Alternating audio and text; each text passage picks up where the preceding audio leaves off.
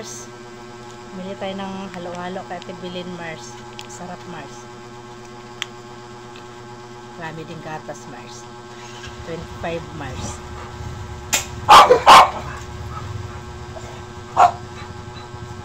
Masarap yung halo-halo niya, Mars. Lasang halo-halo talaga, Mars.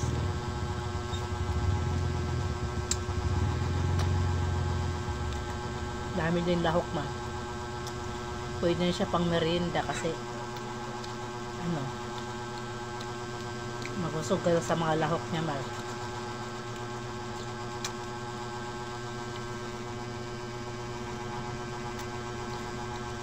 Sarap.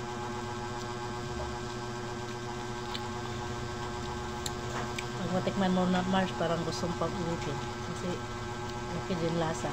Halagang 25 lang.